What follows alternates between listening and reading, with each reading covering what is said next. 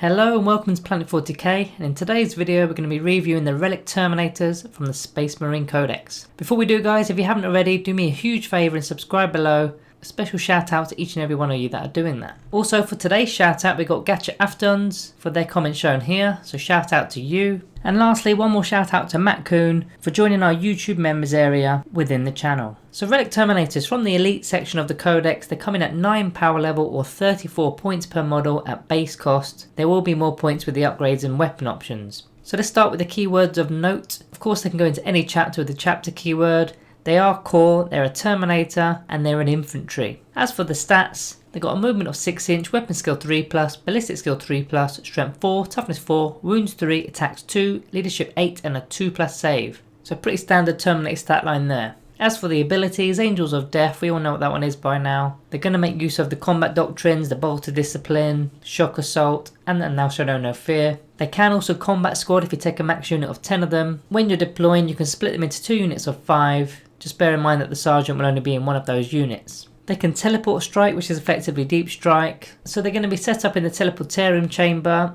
and from turn 2 onwards they can come in more than 9 inches away from enemy models. They've got Crux Terminators, which is their 5+ invulnerable save, which is quite standard for Terminator models. Then they've got 2 abilities which relate to chapters, so you've got the Wolfguard and Deathwing abilities. So if you do play Space Wolves, they can have the Wolfguard keyword, and if you're playing Dark Angels, they will gain the Deathwing keyword. So it's going to interact with your stratagems and all the other stuff within your supplement. As for the Wargear, each Relic Terminator is equipped with a Combi Bolter and a Power Fist. Now as mentioned, you can upgrade all these, but first of all we'll go through these 2 weapons. So the Combi Bolter, 24-inch range, rapid fire 2, strength 4, no AP, 1 damage. So you'll always get 4 shots with these due to the fact that you're a Terminator, and that's because of Bolt of Discipline from the Angels of Death ability. So a 5-man unit is going to be pumping out 20 shots, hitting on 3s. Should be getting about 13 hits or so there. No AP and 1 damage, so they're not going to do a massive amount, but it will be getting rid of a few screens and putting on some wounds on more elite units. Then they've got the Power Fist, which is strength times 2, making them strength 4, minus 3 AP and the damage is 2, but it is a minus 1 to hit with them. Now as they are core, it is quite easy to buff them, but as standard they will be hitting on 4s. So you will have to pay 5 points for the Power Fist, but the Combi Bolter does come free.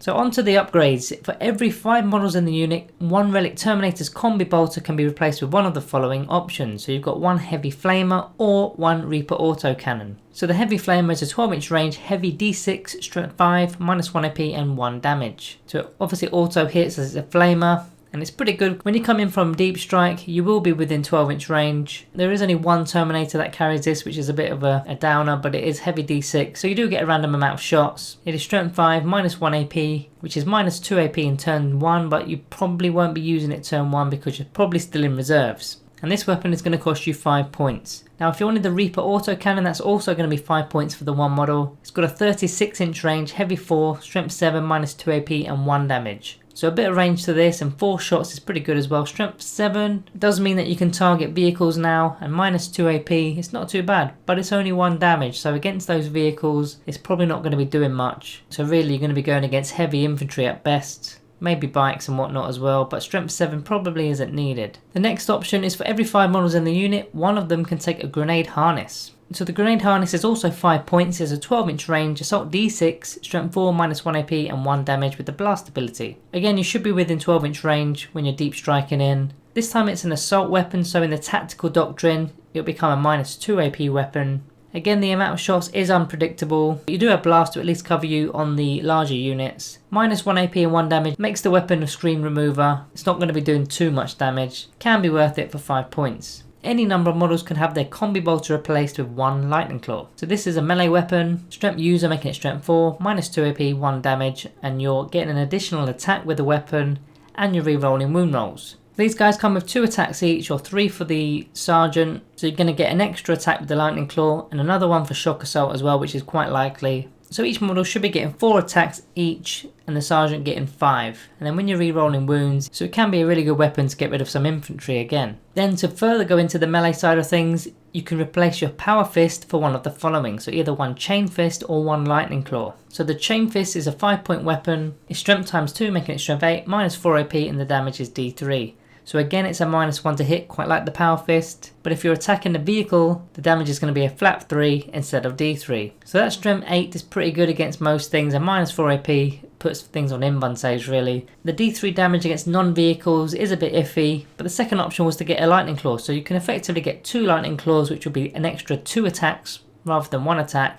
And lightning claws are free, they don't cost any points. So now you're talking 5 attacks per Terminator and 6 for the Sergeant, each at -2 AP or -3 in the Assault Doctrine, and you're re-rolling moon rolls. So speaking of the Sergeant, you can actually replace his combi bolter with one of the following. You can take a Plasma Blaster or one Volkite Charger. So the Plasma Blaster, it's got 2 profiles, both 18-inch range, both Assault 2. So the standard profile is Strength 7, -3 AP and 1 damage, and if you supercharge it, it goes up to Strength 8, -3 AP and 2 damage. But of course, if you supercharge it and roll a 1 to hit, the bearer will be destroyed. So it's a bit of a risky play there. I'd only really use it if you know you can re-roll the roll by a captain or whatnot, or you're going to just have to use a command point. This is going to cost you 5 points, and the AP does go up to -4 AP in the Tactical Doctrine. The good thing about this weapon is you're getting 2 shots with it, but as mentioned earlier with the autocannon, Strength 7 with 1 damage isn't quite the meta at the moment. You don't need to go Strength 7 when you're doing just 1 damage, because Strength 7 is mainly for vehicles, and vehicles have lots of wounds, so doing 1 damage isn't worth it. So supercharging it going into Strength 8 can be worth it, especially with damage 2, because you'll be wounding most infantry on 2s, but there's just a risk to it, so I probably would avoid the Plasma Blaster. Now there are certain chapters that can synergize quite well with Plasma, in particular Dark Angels, but we'll get onto that later in the video. So the second option here was the Volkite Charger, which is 5 points again. It's got a 20-inch range, heavy 2, Strength 5, no AP and 2 damage.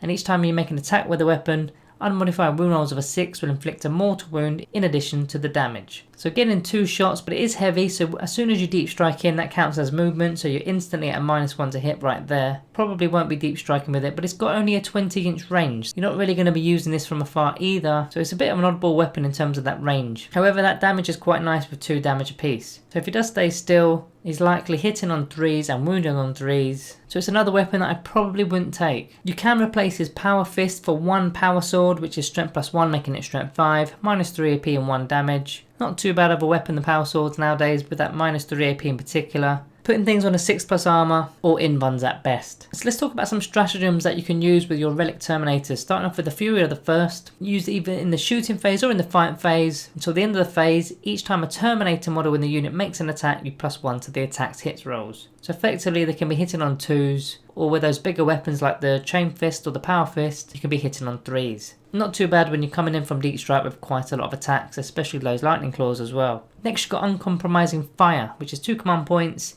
used in the shooting phase, and effectively infantry units can perform an action and still shoot without the action failing. So if you've taken an objective deep in enemy territory, you don't really want to be charging off it into an enemy unit, maybe you want to do the action and still carry on shooting on your combi bolters just to get rid of a few more enemy units coming your way. We'll go on to the chapter specific stratagems later in the video, but now we're going to talk about some unit synergy. So of course you've got the captain in Terminator armor, who can come from the teleportarium with your Terminators and use his Rites of Battle Aura, which is rerolls 1s to hits with core units within 6 inches. So it works very well with Fury of the First because you're going to be hitting on 2s, rerolling 1s. Librarians can also take Terminator armor, and you've got Veil of Time, which is pretty good for these guys because you can not only fight first, but you're going to reroll your charge rolls for the unit, and that's only got a warp charge value of 6, so that's probably quite a good one. They can also use Null Zone, which is a little bit of a risk, but it is an aura, and it's got a warp charge value of 7. Until the next psychic phase, units within 6 inches of the psyker,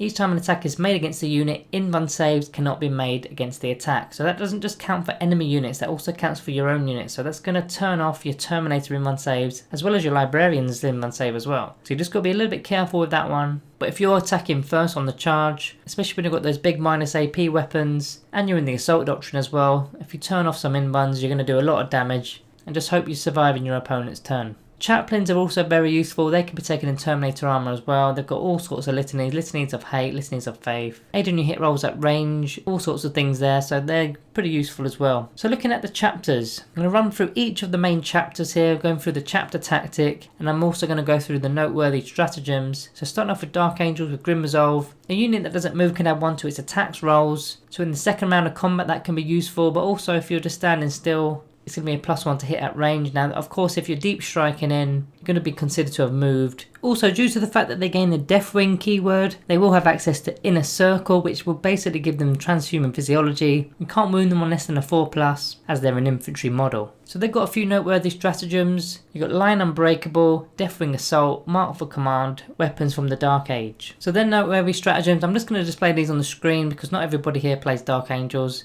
They're the 4 that you go into your codex and have a look at. Space Wolves have Hunters Unleashed. If you make a charge move or you were charged or heroically intervened, you're going to get a +1 to your attacks hit rolls, so you're going to be hitting on 2s. And these guys can also heroically intervene as if they were characters, which is pretty big. So I'll put their noteworthy stratagems there as well. Thane of the Retinue, Keen Senses and Bestial Nature. Have a look at those if you're playing Space Wolves. White Scars have Lightning Assault, so you can declare a charge on a turn where you advanced or fell back, and you don't suffer penalties incurred for the hit rolls or firing assault weapons in the same turn that you advance. So normally it's a -1 to hit if you advance with an assault weapon, but you can be advancing and firing normally. Also, you can fall back and then charge a new unit as well. Could be quite handy. They're noteworthy stratagems. Khan's Champion, Hunter's Fusilade and Butchered Quarry are the ones to look at. Black Templars have Righteous Zeal, so you can reroll the advance rolls and charge rolls, which is pretty big if you're coming in from deep strike. A 9-inch charge can be quite challenging, especially if you don't want to be using CP. Then each time a model with this attack loses a wound as a result of a mortal wound, on a 5+, the wound is not lost. This is also pretty good on this unit because if you're coming in turn 2 from deep strike, you're quite likely going to be the furthest unit up the field, so possibly going to be the closest unit for those smite attacks and whatnot if you're playing against psychic armies in particular. Then noteworthy stratagems, Vicious Riposte, Devout Push, Crusader Relics, Tenacious Assault and the Emperor's Will, so check those ones out if you're playing Black Templar. As for my faction, which is Blood Angels, they've got Red Thirst, so it's going to be +1 to advance, +1 to charge. So those 9-inch charges are now an 8-inch charge, which is pretty good. Also on the charge, or if you were charged or heroically intervened, it's going to be a +1 to the wound rolls. So that makes those Lightning Claws pretty good, because they'll be wounded on 3s, re-rolling. Noteworthy stratagems here, there's only one here, Angel Ascendant. That's the only one I'd really think about using for the Terminators. Death Watch have Xenos Hunters, so if you're going against any Xenos race, it's going to be re-rolling 1s to hit, not too bad. And then you select a battlefield roll, and then until the end of the game, and each model with the tactic that makes an attack against the unit with a battlefield roll that you've selected, you're re-rolling wound rolls of 1. So for example, if you're going up against a lot of troops, you simply select troops, and then any attack made against a troop unit can be re-rolling 1s to wound. They're noteworthy stratagems, Sanction of the Black Bolt and Special Issue Loadout. Next, you've got Imperial Fist with their Siege Masters. You're removing an enemy's light cover, which is pretty good, especially if you're in the right doctrine, because you want to get the extra -1 APs. Also, if you keep those Combi Bolters, any unmodified hit rolls of a 6 will score an additional hit. That could be good because you've got 20 shots. That should average about 3 to 4 6s, which should give you 3 or 4 extra hits there. Then noteworthy stratagem, Shield of Unwavering, Bolter Drill and Gift of the Phalanx. Next we've got Ultramarines with Codex Discipline, which is a +1 to their leadership. Not bad on a large unit. Also a unit that falls back can still shoot, but it'd be a -1 to the hit rolls. So they'll be hitting on 4s if they're shooting when they're falling back. Then you can do Sons of Guilliman, Honoured Sergeant or Squad Doctrines to buff your Terminators up. Shadow Masters from the Raven Guard can be useful if you're targeting more than 18 inches away from enemy models. You're going to gain the benefits of light cover. Then if you're also in cover, then you're going to get the benefits of dense cover as well as, but that's only 12 inches. Now if you're coming in from deep strike, then you're likely going to be quite close anyway, so these probably won't apply. Then noteworthy stratagems, Lay Low the Tyrants, Flavour of the Raven's Fire and a Deadly Prize. Next you've got the Salamanders, Forged in Battle. Each time a unit with this tactic is selected to shoot or fight, you can reroll 1 rune roll when resolving the unit's attacks. And then any -1 AP weapons that are allocated to the models will turn into 0 AP weapons instead. So it's quite reliable at keeping a 2+ armor save a 2+ armor save. Then noteworthy stratagems, Stand Your Ground, the Crucible of Battle, Master Artisans and Self-Sacrifice. They're the ones to look out for your Relic Terminators there. And before we get into the summary guys, let me know in the comments below, do you want me to go into a bit more detail with the chapter stuff, or would you rather I just did it this way and just briefly mention what stratagems to use? Let me know in the comments below. I don't mind going into detail, but obviously if I go into detail with say the Salamanders, not everybody plays Salamanders, so it could be a bit of a waste of time for most of the people watching. But let me know in the comments below if you prefer that I did that. So on to that summary. Starting with the good, they've got the deep strike ability, which is key for any Terminator unit. They've got a 2+ armor save with a 5+ in-1 save, which makes them very resilient, very durable. They've got the core keywords, so they're going to synergize quite well with the Codex and all the characters in particular, and some stratagems. They've got the ability to fight and shoot pretty well. Now the Assault Terminators can only really fight, And the standard Terminators, yes, they can do both, but the weaponry isn't that great in comparison to the Relic Terminators. As for the bad, the unit can get quite pricey, as most Terminator units do. They've got no teleporter homer like the normal Terminators do. They've got no Thunderhammer access, so there's no actual damage 3 weaponry in their datasheet at all. There is a D3, but not damage 3. Unless you're going against vehicles. And then of course no storm shields like the assault Terminators have, but that 4+ inmune save with the +1 to the armor save as well. So as for the rating, I think they're pretty good. They kind of match up to the other Terminator models if I'm honest. So I'm going to be giving them a Planet 40k rating of 4 out of 5. So guys, let me know in the comments below what you would rate them, and if there's any key synergies that you have with your own chapter that you play, let me know in the comments below. And remember that one of these comments will get a random shout out in the next video. So guys, thank you all for watching, and as always, I'll see you in the next one.